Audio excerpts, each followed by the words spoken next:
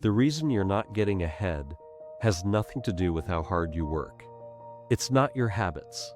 It's not your mindset. It's not effort. It's where you sit in relation to the money printer. And by the end of this video, you'll understand a 270-year-old mechanism that silently moves wealth from one group of people to another. Every single time new money gets created, most people will live their entire lives without ever knowing this exists. The man who first described it was murdered. His house was set on fire, and the killer was never caught.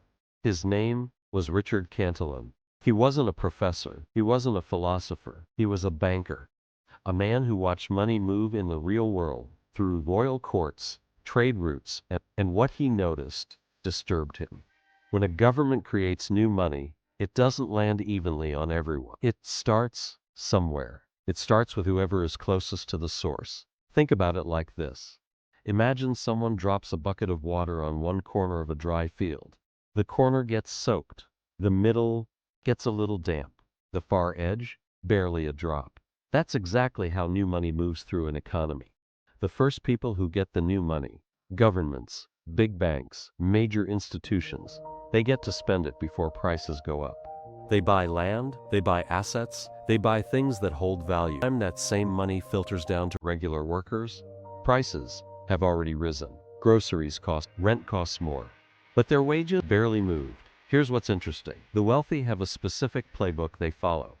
Every single time this happens, but almost nobody talks about it. We'll show you exactly what it is. Cantillon called this an observation, greatest, quietest wealth transfer ever built into a financial system.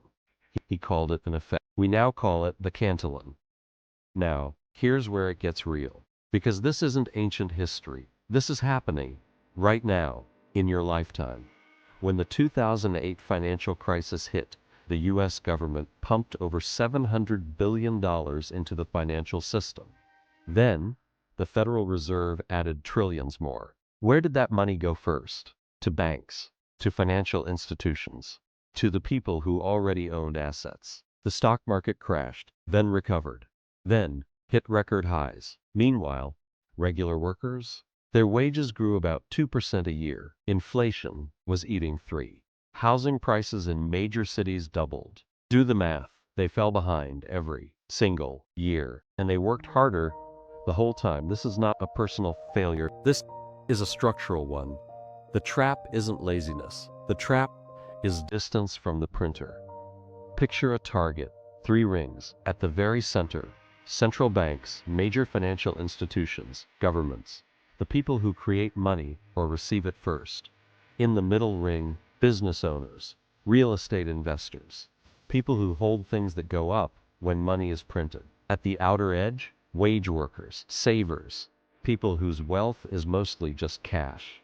Every time new money gets created, every stimulus, every round of money printing, every deficit, the center wins before anyone else even knows the game started.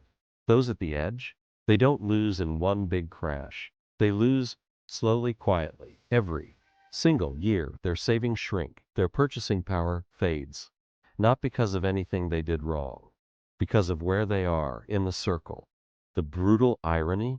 She probably works harder than he does. She just works further from the printer. So, what do the people in the inner circles actually do differently?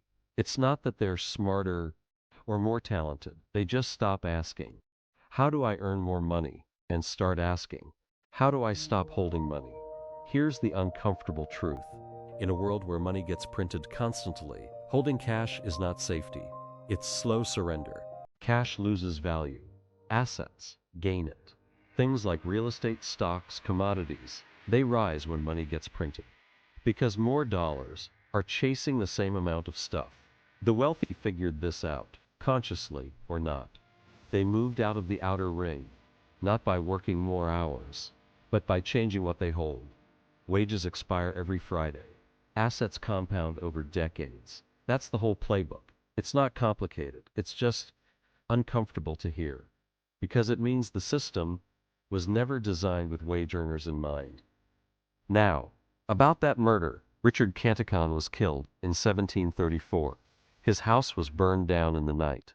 The killer was never identified. Some say it was a servant. Others believe someone wanted his ideas buried. His manuscript survived. It was published after his death. Adam Smith read it. Economists referenced it for centuries, and yet, somehow, it never made it into a single high school textbook. There's no chapter on the Cantillon Effect in standard financial literacy courses.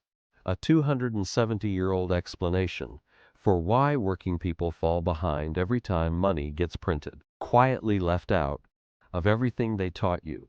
So, ask yourself this.